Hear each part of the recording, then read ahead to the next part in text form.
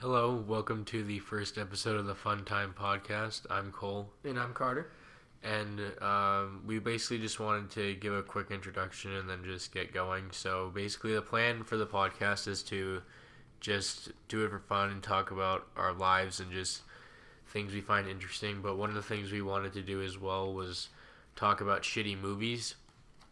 And so basically, we're just going to get right into that because we've watched a shitty movie. And now we're going to talk about it. Oh boy, are we going to talk about it. Sorry, I had to take a drink. All good. So, it's called Death House. First of all, I'd really recommend you watch it because it's on Netflix, so it should be pretty simple to get to. Or if you need other means, you can do that, I guess. But, so it's an interesting cast of people. We've got Kane Hodder playing the main villain. And I don't know, like, he's the guy that played the body of Jason in most of the Jason, like, Friday the 13th movies. Candyman is in the movie. Oh boy. For some reason. Sid Haig, the guy that was in Devil's Rejects and shit, that Rest in unfortunately peace, passed Sid Haig. away. He is in it for about 5 seconds in the intro of the movie. He's a little further in, but yeah. We'll get to it, but it's a good part. But, yeah, so I thought the movie was a joke because of how poorly, like, it immediately started. So I Googled it real quick, and it's not. It got a 3 out of 10 on IMDb and a 40% on Rotten Tomatoes. And it was a fucking travesty of a movie. Yeah, we have Harrison Smith to thank for this. He's the director of the film. Mind you, this was put out in 2018, so... the effects. I just want to remind everybody, like, we're in 2018, and the effects you see in this film are, it looks like it could be out of a movie from the early 2000s. They're like fucking inexcusable. It's bad.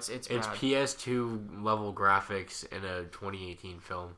Yeah, but I mean, to jump into the beginning, we got our first opening with a man who presumably is our main villain, spouting off a quote about Satan, and that is immediately followed by trains. Shit. It starts black. It cuts to a trains, and then we immediately see Candyman.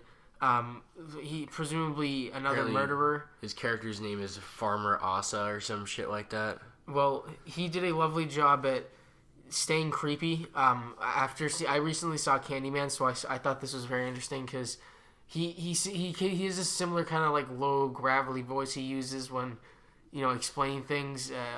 But he proceeds to drink some oil from a fountain after yelling into some kind of grate with people in it.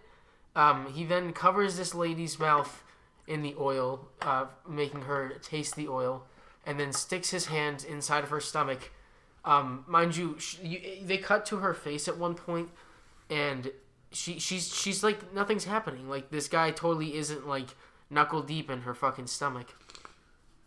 No, yeah, so the quote at the very beginning, it opens in black and he just says, "Who prays for Satan, the original sinner?" And it just starts like that, and then he's walking around. And yeah, Candyman is all of a sudden hand deep in that woman's stomach and just reaching around in there. He pulled out something. I don't know what the hell he pulled out, but he pulled out something.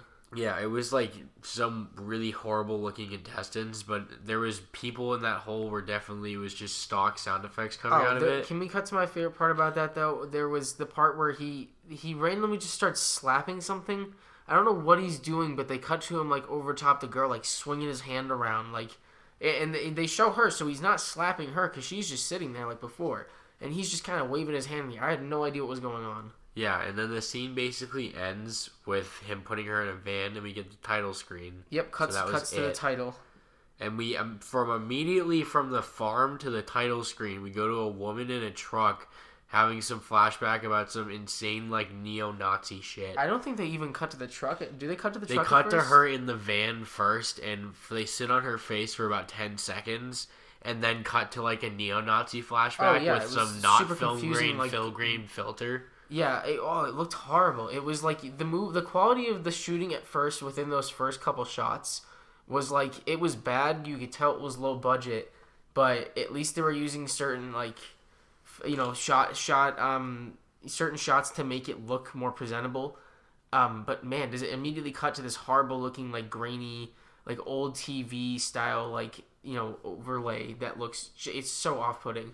Yeah, and so there's like a woman and a child on the ground like screaming, and the guy's like he puts like some fucking opera music on and tells her she's supposed to kill them or something. Mind you, he's dressed in some kind of like maroon satin shirt or something.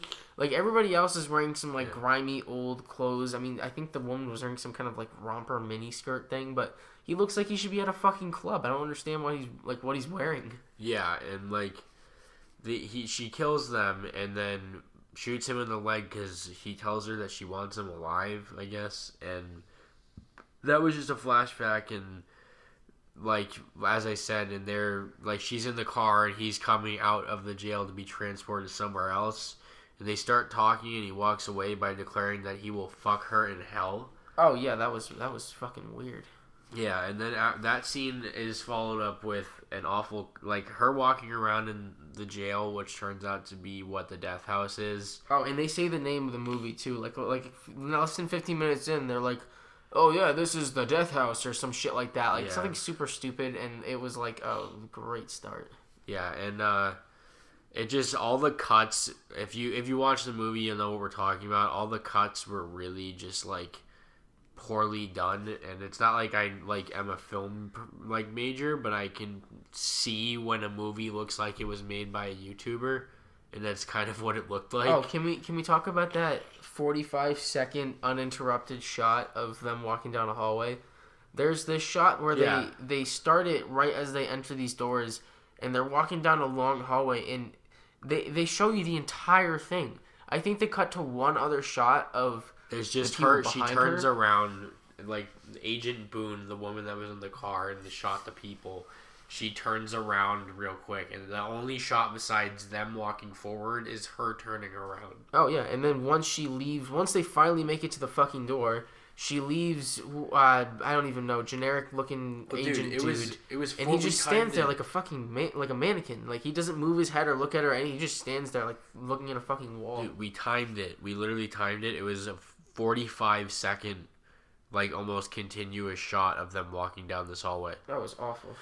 And so yeah, the people are standing like mannequins, and all of a sudden she's in like some simulation thing, and Danny Trejo appears with like a table saw blade on a stick. Oh yeah, they're in the they cut to this weird green screen thing, and there's the fucking casting couch, and then Danny Trejo shows up, fucking murders somebody.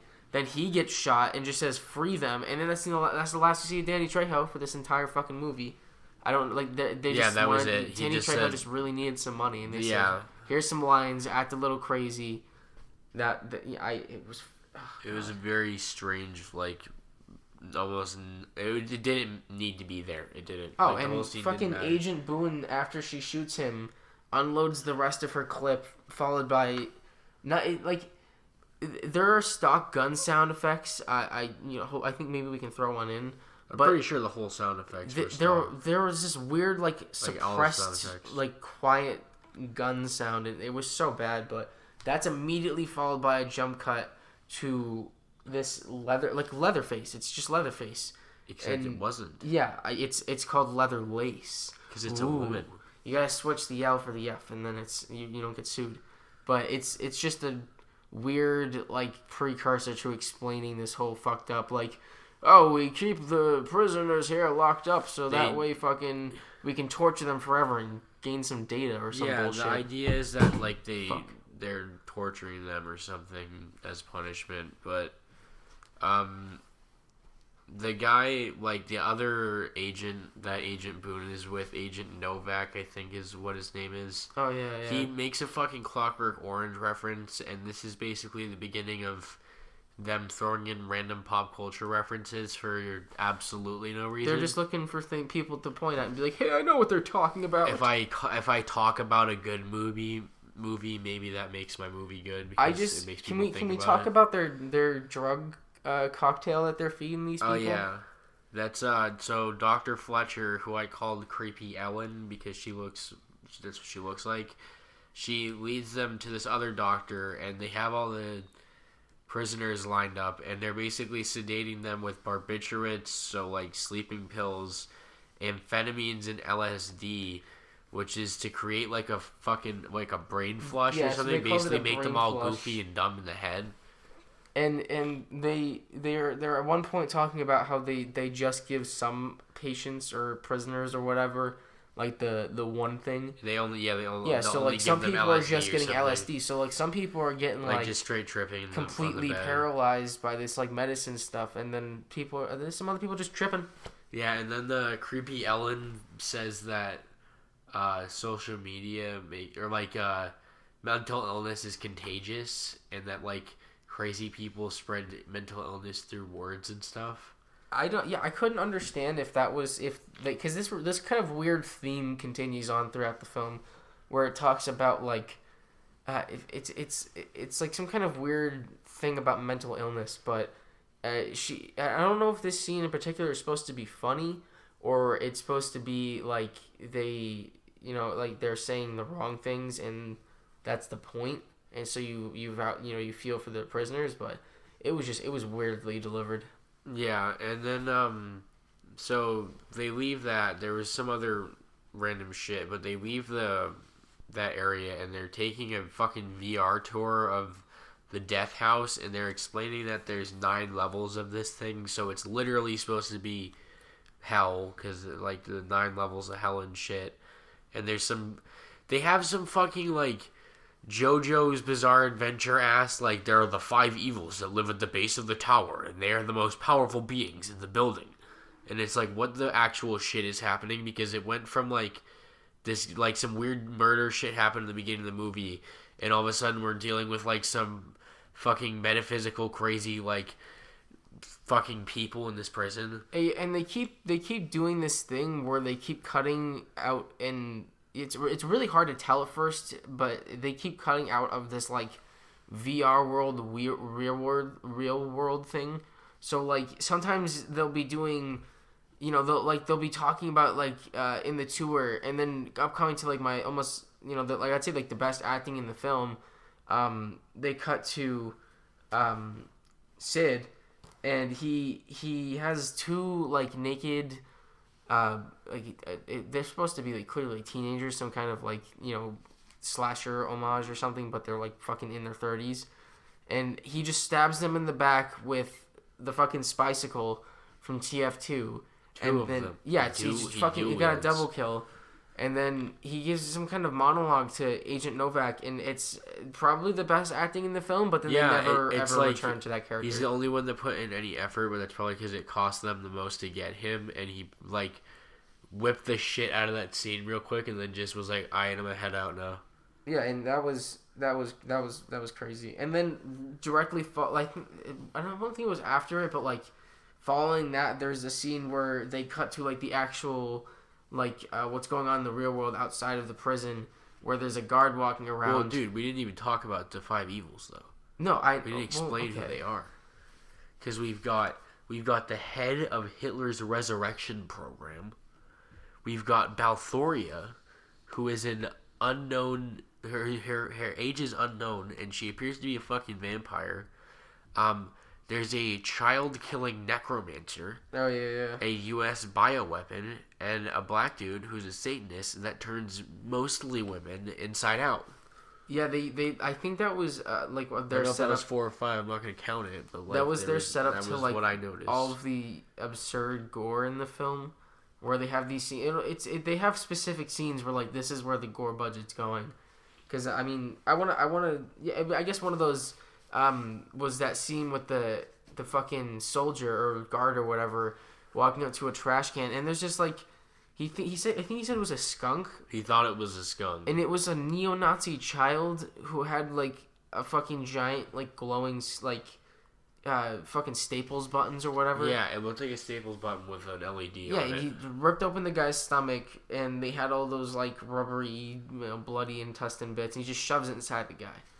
And you come to find out later on, Lloyd Kaufman is, for whatever reason, in this film as well.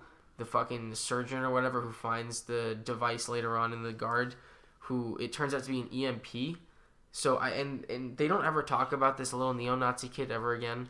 Like, they just don't. He never comes up ever again. So that's just completely out of nowhere. And I know this probably the whole thing seems confusing so far, and it's because the movie really is this disjointed that it just doesn't flow. Oh yeah, like things just happen.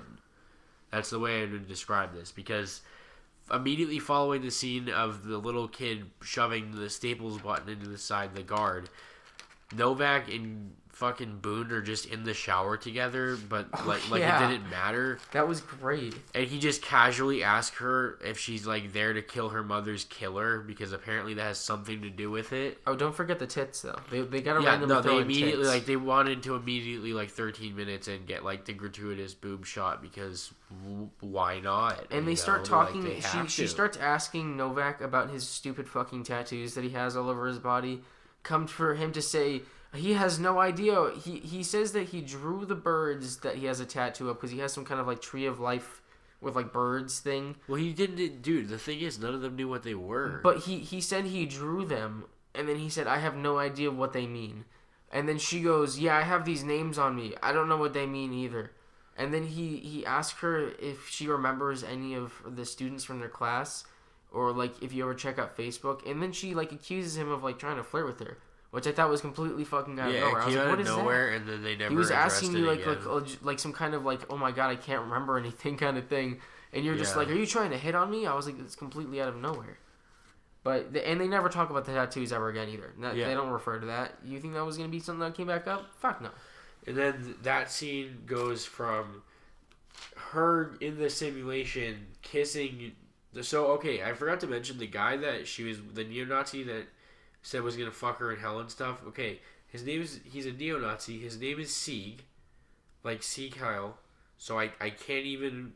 It just seems like a big joke. I sat there for 15 seconds with my mouth open when I realized that his name was Sieg and he was a neo-Nazi. I was like, there's no fucking way they actually did this. But it goes from Boone kissing him to them being in a room where they're explaining that they have a bunch of sedated homeless people that are posed in scenarios to recreate the murders and stuff that these people committed, so they can study them in the best scenario possible. And I was just like, what is fucking going on? They meet 80s hairman, and he's letting murderers murder pretty much. He's just brainwashing. And his assistants look like porn stars. One of them is named Mr. Freeman, and I was really upset that there wasn't a reference that they could have dropped in for Half-Life. It was a very big missed opportunity. But below my nose.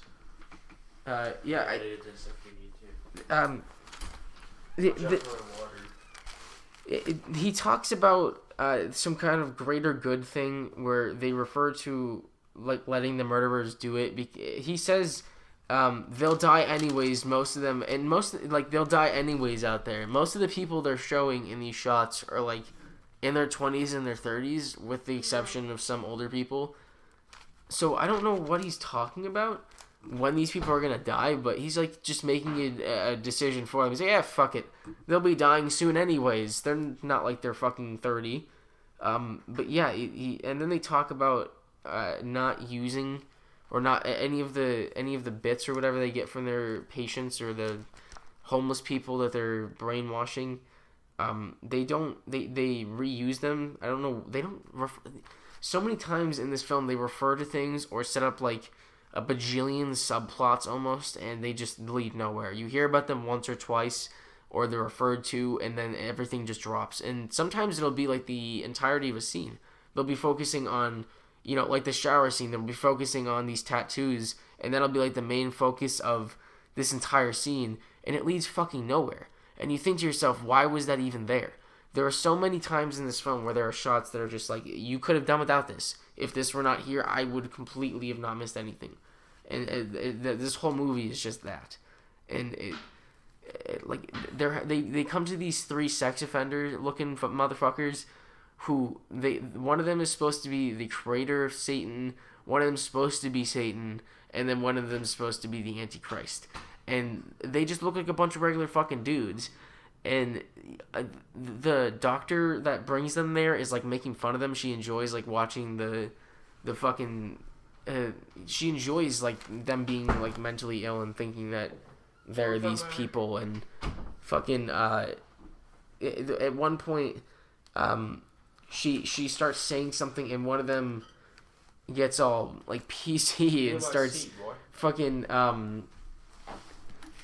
he starts going off about I'm talking about the three Satan guys. Oh, the son, the father, and the one who created him. Yeah, and that whole thing where that one the creator or whatever was like defending the like one of the he was like going against what the fucking other Satan guy said or something like that. Yeah, I don't like. What do you mean? He was talking about. They were talking about fucking. Not everybody in the asylum is like. Not everybody in a mental asylum is crazy, because someone said that like they're all crazy or like we're all crazy or something like that. And he started defending people out of nowhere. It was so random because they set up this whole suspenseful thing where these are supposed to be some like serious dudes, and then one of them's fucking defending the, allegedly not crazy people. Oh yeah, and then she explained how they all did a bunch of fucked up shit. And then we both noticed in the whole scene, for only the part where they're talking to the three Satans, it sounds like someone's crumpling paper into the mic, but from like 3 feet away. Yeah, you can. It's one of those films where you can hear the audio like cut out, like distinctively, like you'll hear a sound of like cutting audio, like at the end of each of their sets of dialogue. And the entire time, too, in the background, there's this horrible fucking green screen shot that they keep teasing that, like, Boone has this, it seems like some kind of fucking, like, Dead Space, like, Isaac dementia thing, or a schizophrenia thing, I don't even know, but they keep doing it, but it looks so fucking bad. And it's so obnoxious, like, in the background, because it's super obvious, and it's just, like, all in your face, and you're focusing on, this, fucking mistake of a film, and then they got these like stupid fucking graphics in the background, and you're just like, oh my god, I can't focus on anything. Yeah, and so basically the guy who thinks he's Satan's son tries to attack the scientist that isn't creepy Ellen, and then Agent Boone kicks him in the face real quick. But then all of a sudden we go to creepy Ellen taking Boone and Novak to the 9th level all of a sudden. Yeah, she makes some kind of Holocaust reference. Or she's like explaining like the bad personalities in society or something like that. Yeah, there's a lot of references to the Holocaust in this. Yeah, it's really weird. Like Nazis, and I don't know what any of it means. I think that it has like, I don't know, my assumption would be like some kind of like testing shit. I don't even know. Yeah. But it turns out all of a sudden we're with Lloyd Kaufman and he's the doctor operating on the guard. And the LED Staples light was in fact an EMP, and somehow, I mean, I guess apparently they explained that the compound's built to be defended from an EMP blast from the outside, and they didn't expect one from the inside, so they get EMP'd from the inside of the building. So then all of the prisoners get loose, and it gets completely insane immediately. Yeah, it just kind of shit hits the fan. I think Novak made a good point about this system being flawed, which is kind of like a no-brainer for anybody watching it. But yeah, it immediately cuts to like, I think there's heavy metal music playing in the background, but it's like that was super dark scene with the heavy metal music. No, I'm not talking about. No, it had it. But it was a super dark scene, like clearly covered up to make the effects and like the fighting not look as bad. But there's just like flashing lights the entire time and like prisoners beating up on these guards, and then all of a sudden Sieg shows up and just gets fucking shot. Like he's holding like 2 decapitated heads, and he just walks in the room. He's like, "Hey everybody, listen!" And they just someone just shoots him from off camera. Yeah, but you don't even see really where it comes from. And he basically takes that shot, and nobody knows where it comes from, and like Santa Claus pulls up to claim his spot as the local tough guy, and he like fucking takes intestines out of Sieg. Yeah, there was like a very obvious like string on the intestines, so like it just kind of looks like he grabbed like the handle of a lunchbox or something like that and just pulled it up in his intestines. But I totally forgot to talk about the like Mortal Kombat thing with at some when point, they were moving. like they were moving like some of their Kane high Hodder. risk personnel prisoners. When the power went out. Yeah, like right when the power went out, and they were bringing him somewhere else, and you see these weird chains like shoot into his stomach or something. Like our first initial thought was like this looks like Scorpion's fucking the things that come out of his hand. Yeah, like and the then, 90s Mortal Kombat movies. Yeah, and then when they're like messing with him or like fucking with him in the cell or something, and then all of a sudden they just get hit in the head. Like these two guards get like these things right through the eyes, and it looks first of all it's shit. It's so bad looking, and it looks worse than the 90s, like the 90s Scorpion effect. So that was at least it was what it was for the time. Yeah, and then you don't see where these come from or like anything. They just kind of happen. Yeah, but so after C gets back up after apparently not dying from getting shot because he's apparently immortal, and that is not explained until much later. And they don't when really he rips a explain man's it. face off. Yeah, that was great. And That was now a cool effect, though. I kind of Novak. like Now the elevator that Novak and The rest of fucking the fun Boone were in, it just stopped at around the 4th floor, and Novak starts making Terminator references, and then all of a sudden he can scale up an entire like floor or 2 floors up the fucking elevator shaft he just by climbs it up. cables, and then he gets caught almost immediately by a prisoner as he exits. Yeah, they cut. It's the Deliverance guy. He immediately starts trying to fuck him, and Yeah, he asks like- him if he asks him if he smells like lavender. Yeah, he just smells him and says he smells good, and then he's like, he tells him what to fuck him he's just gonna immediately. Fuck him. And I mean, they have some kind of like fight scene, and that seems to drag on for a really long time. And then Novak just kicks him down an elevator shaft. Yeah, well, what seemed weird to me is like when he kicked him down the elevator shaft. The guy like hit the edge of the elevator and then fell off the side. Yeah. Which means that it's like an elevator shaft that like they have 2 different ones going up and down or whatever at any time. So they didn't think that like maybe they could like get down by climbing to the other cart or like up to the other one or something. Yeah. I don't No know. idea. It's shown off screen, so you don't even fucking see Yeah. it. It's just implied. But after that happens, they basically just start trying to make their way back. He gets I don't actually remember how Boone and Fletcher get up the elevator shaft, but they do. I think they just climb. Novak starts CS:GO checking corners and shit. Oh, and there's the I There's took a some shot. What were you saying? I took some notes and I forgot I had the putrid shit alien alarm. There's some kind of like rip off alien alarm like from the ending of Aliens, the second film in the Alien series. And it's just going burr, burr, burr. It's like and really it's bad. so fucking bad, and it just like it's like an assault on the ears. You can't even focus on anything. Like most of the scenes in this fucking movie.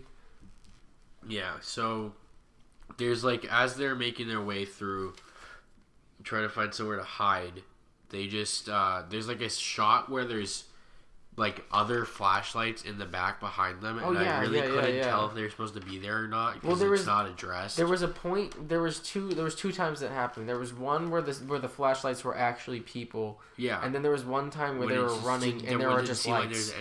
And for no reason, and they were like super obvious, and they looked just like the ones you just saw running after them, like the people holding lights.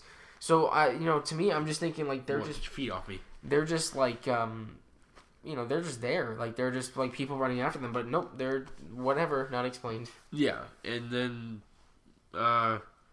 what else? Oh, yeah, they find a cannibal on the ground eating somebody. But oh, yeah, the witch from fucking Left 4 Dead 2. They just leave them alone because I guess all he's doing is eating someone, so it's not a big deal. Yeah, it's too much to handle. They gotta go. But, yeah, they're just, then they go to hide in this cell, and there are just a group of people that are inside out or some shit. They look like ghouls from Fallout. Oh, that was like really I would say confused. one of like the good parts. At least I like practical effects and stuff like that because they look gross. Like there was a bunch of fucking nasty that fucking weird gross baby thing. At one point, they're all eating a like, baby. It looked like they were eating some kind of like like disgusting like animal or something like that. But he picks up this gross fucking like. It's a demented looking baby, and he starts going to town on it. But it sounds like he's eating an apple, so it's like the weirdest fucking sound effects. Yeah, that was the other thing. The crunching sounds of this movie were pretty good. I'll give him that. It sounded like he was eating an apple. I didn't understand. I was like, babies don't like. It's not. I don't know. I wouldn't know what a baby sounds like when you eat it. So I mean, like, would you expect a baby to sound like an apple? I don't know. I don't know. So I mean, and there's this weird fucking microphone. Yeah, there's like it looks like a 50s like microphone. Yeah, or it's like coming an down from the boxing ceiling. ring. Yeah, And it's super weird because they're just these things that said they don't want it. Like they're just saying I don't want to be free, or like we don't want to be free, and like he's just yelling it into this fucking like Frank Sinatra style like microphone. It's so weird. But after that lovely scene, we cut to King Old Boy flipping shit with the boys, just like smashing random pieces of property. Well, they show up in the meat hanging. Yeah, well, before that, the fucking other doctor lady that isn't creepy Ellen gets caught. Oh yeah, and she leads them. She makes him, or Kane Hodder makes her lead them to like all those Satan people. And apparently, the guy that thinks he's Satan's son used to be an illusion or escape artist, and he wore a mask. And the guy gives him his mask back, and then uses him to open a door. Yeah, because he can break through doors and shit. Or he just he walks through this door, and they cut to they show like the worst, like I'd say probably the worst effect in this movie, where they have this guy is like the guy with the mask is walking down this hallway, and he constantly is pointing the light at the wall, not even like keeping it in front of him, and whenever he turn it down the hallway, you'd see this stupid fucking like blur flash. Like it looked like it was a Naruto running fucking like CGI like monster, but it was so like shot so fast across the scene because it was like a poor effect that like you can't even tell what it was. That's not explained. They never they show it. They think they show it like one or two more times while he's walking down that hallway. It happens after the homeless never attacks him. Never nothing doesn't show up anymore. Room. Yeah, that was because there's after the scene where the fucking lady gets goofed by the two Satan guys, which they don't show because apparently that's the only death. Yeah, there's a bunch of deaths in this, and they just kind of opt out for that one. But after that scene, we cut back to Novak and Boone with Fletcher in a fucking homeless people's storage room. Fletcher's the doctor. Is a thing. Yeah, the creepy Ellen. And now they're like hiding. They're holding on to the hanging homeless people and using them to hide.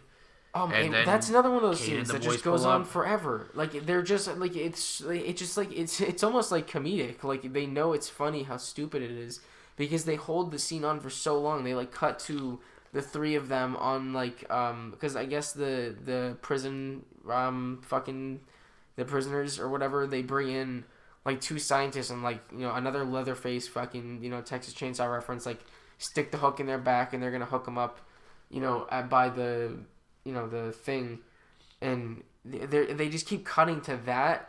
The three of them holding on to these people, and this woman, like the Fletcher, the doctor, like slowly, as slowest fall I've ever seen, just like slowly, and like I'm pretty sure she just hits the floor and dies. No, she gets shot. Spooked. She gets shot before she falls off the ground, but it looks like she was shot through her chest or something like that. But then when they cut to her on the ground afterwards, she looks like she's just been like shot in the hand because she's just holding her hand.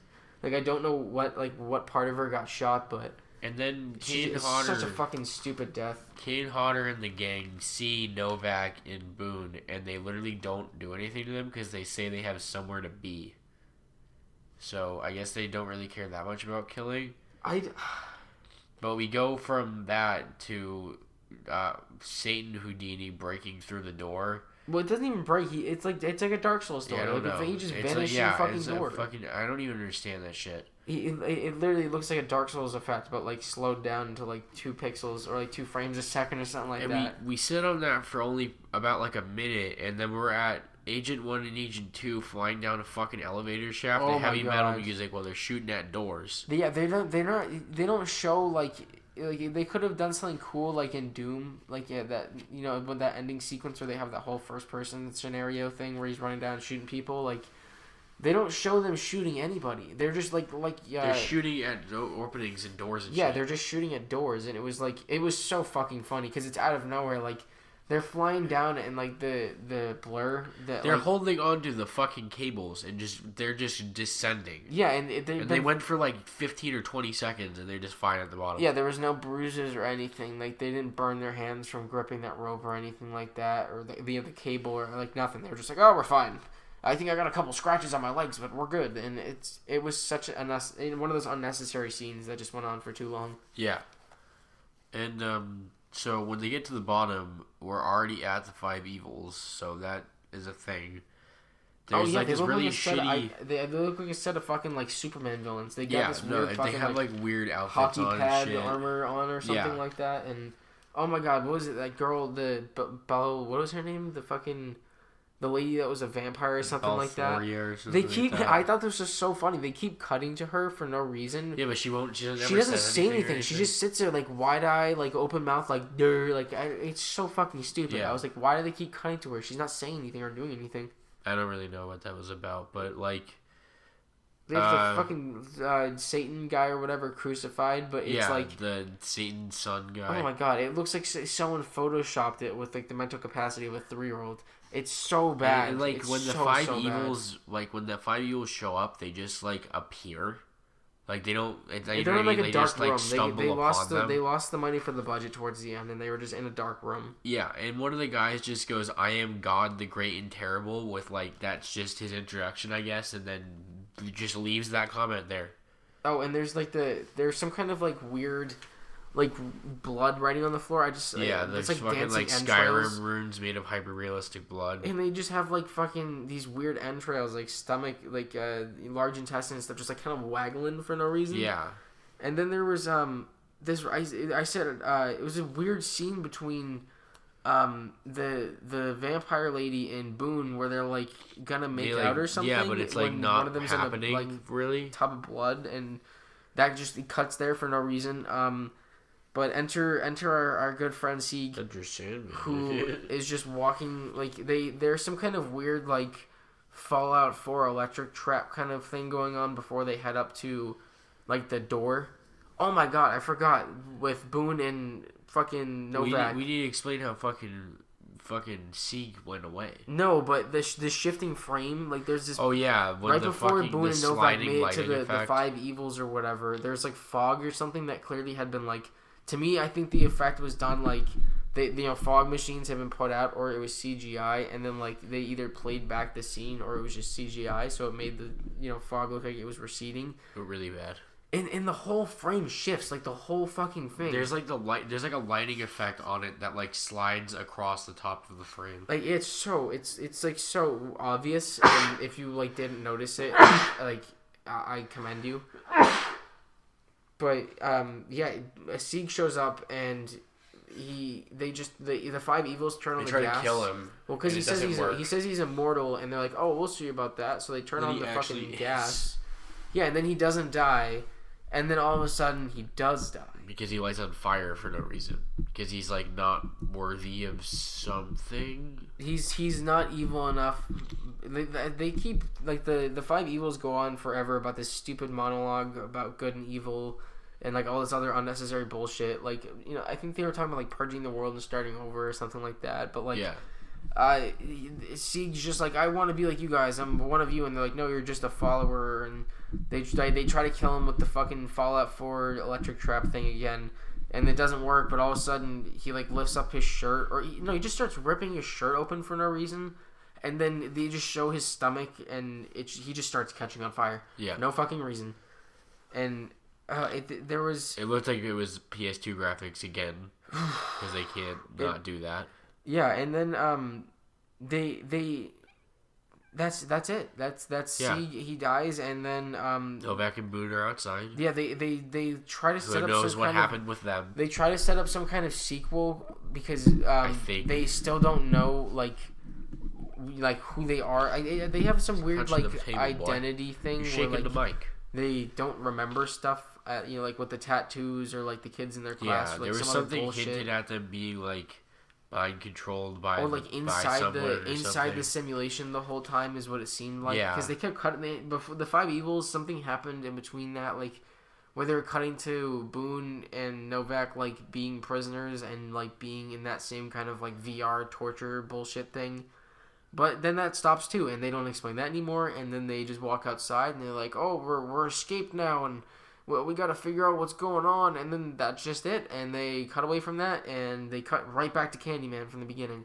And he's got another girl in the back of his truck, and he said something earlier in the right at the beginning about being in a farm. and he just welcomes the girl to the farm, like we know who the fuck she is or any of this stuff, and that's the film. Is. Yep, I don't know why Candyman never gets an explanation. They had his 2 seconds of fame at the beginning and the end of the film. He got paid and went the fuck home. Yeah, because they don't explain that. Nope. So, all in all, it was a good film. Yeah, it was so bad it was good kind of deal. Yeah, it kept you on that kind of like roller coaster of like, how can this get worse? Oh my god, it's getting worse. And like confusion and bullshit too. So like at first it starts out and you really don't know what to take of it, and then it slowly develops like a fragmented plot, and then you can kind of try and follow it, or you can just appreciate all of the stupid effects and like the shitty cuts and the horrible acting.